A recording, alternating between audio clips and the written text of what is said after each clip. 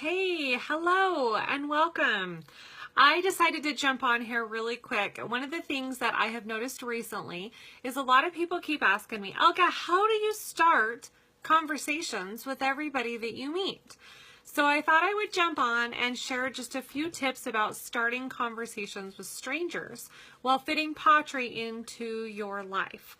So one of the things that I do consistently is when I am out and about and I'm at the grocery store or I am at the bank or I head to go do this or I had to go to that. Hello and welcome to the live tonight.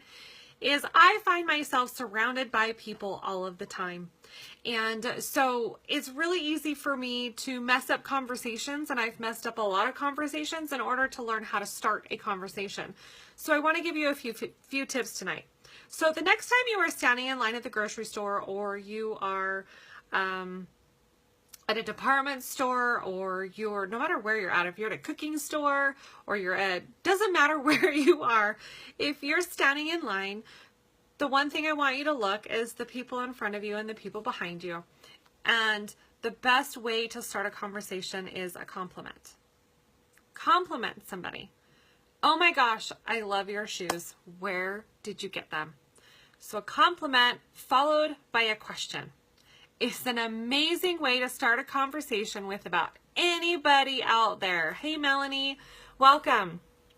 So it doesn't matter where you're at. And yeah, I mean, this could be down the dog aisle, any dog aisle.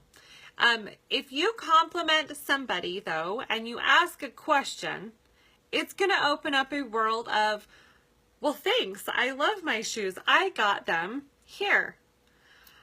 This is where you want to think about how you can incorporate the next step of, when do you introduce pawTree into a conversation? Well, it's not introducing pawTree into a conversation. It's inserting your dog or your cat into the conversation. So recently I was at Cabela's. I'm going to give you a quick story. Recently, Brad and I were at Cabela's, and we were in the shoe aisle. We were shopping for shoes for Brad. And it's funny because I tried on probably 5 or 6 pairs of shoes myself. And I saw another lady. She was standing there. She was putting on some tall boots. And I was like, oh my gosh, those boots are super cute on you. And she's like, thank you. And I said, I could never wear those boots because my dog would rub up against the shoes and his dog hair would stick to the boots and it would drive me insane. And she started laughing. She's like, okay. And she says, I have a dog. She goes, I didn't even think about that. And I said, well, what kind of dog do you have? And she said to me, she's like, I have a little Yorkie and da-da-da-da. I'm like, well, I have a big giant yellow lab. And it was really kind of funny the way that it all played out because my dog was actually in the store.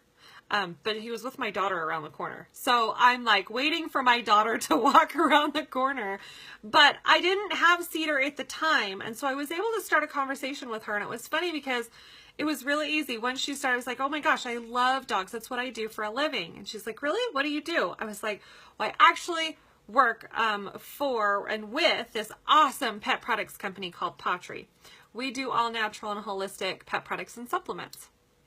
And she goes, oh my gosh, that must be a really, really cool job. And I said, it is. I said, in fact, I have a really strange question. She says, what? And I said, if I were to give you some sample treats and share them, with you, would you be willing to take them home, try to give them to your Yorkie, and let me follow up with you and get your feedback?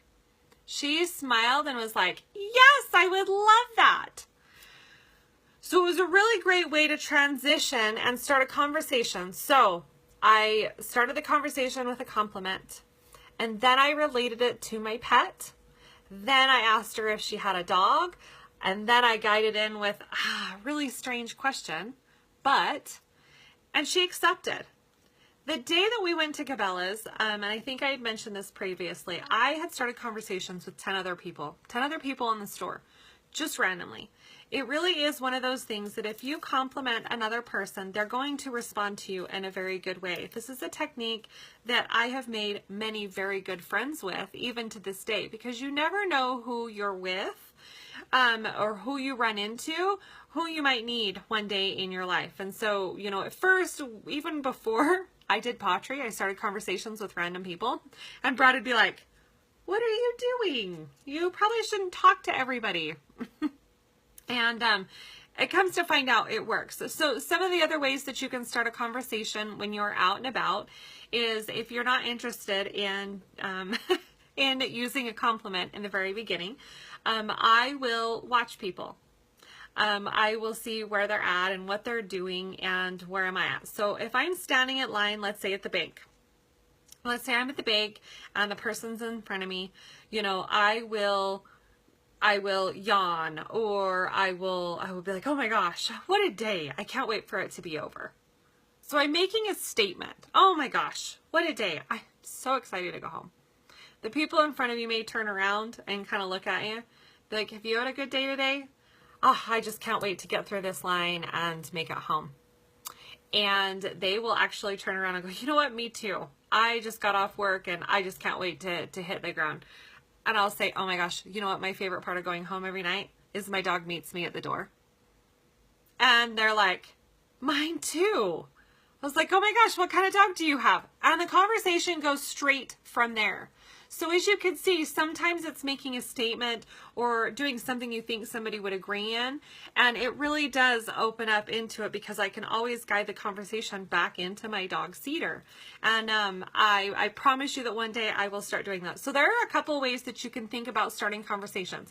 Compliment, ask questions, make a blank statement. There's been many a times that I've been in the aisle with Brad as he's been meandering or shopping for something, and somebody else has come down the aisle, and I've been like, oh, you know what? I've been looking at that product. Do you use that product? Have you used it before? Or have you given those treats before?